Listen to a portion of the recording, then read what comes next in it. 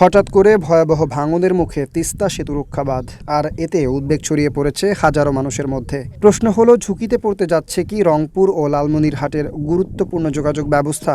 উজান থেকে নেমে আসা ঢলে তিস্তা নদীতে পানি বৃদ্ধি পাওয়ায় গঙ্গাচড়ার মহিপুর তিস্তা সেতু রক্ষা বাঁধে ভয়াবহ ভাঙন দেখা দিয়েছে। জানা গেছে, শনিবার সন্ধ্যা থেকে শুরু হওয়া এই ভাঙনে রাত ৮টা পর্যন্ত ৩০ মিটারেরও বেশি অংশ নদীগর্ভে বিলীন হয়ে রয়েছে। তৈরি হয়েছে প্রায় ৬০ ফুট গভীর গর্ত। এদিকে এলজিইডির ১৪ লাখ টাকা ব্যয়ে নির্মিত বাঁশের পাইলিং পানির তীব্র স্রোতে ভেঙে চুরমার হয়ে গেছে।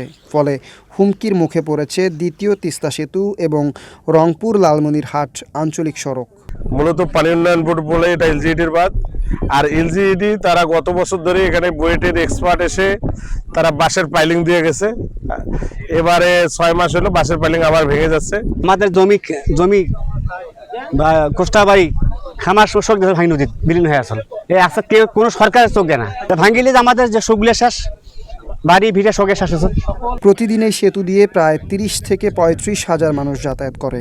ভাঙন অব্যাহত থাকলে যোগাযোগ ব্যবস্থা মারাত্মকভাবে ক্ষতিগ্রস্ত হওয়ার আশঙ্কা রয়েছে। ৭২ ঘন্টা ময়েশ্চার লক সমৃদ্ধ লিলি বডি ওয়াশ শিয়া বাটারের গুডনেস স্কিন রিপেয়ার করে রাখে সফট ও গ্লোয়িং। স্থানীয় বাসিন্দারা বলছেন, পানি বাড়ার সঙ্গে সঙ্গে আতঙ্কও বাড়ছে। কার্যকর ব্যবস্থা না নেওয়ায় উদ্বেগ আরও গভীর হয়েছে। তিস্তার এই ভাঙন এখন শুধু একটি বাঁধের সংকট নয়, বরং হাজারো মানুষের যোগাযোগ ও নিরাপত্তার জন্য একটি বড় শঙ্কার নাম। Desk report, Dhaka post.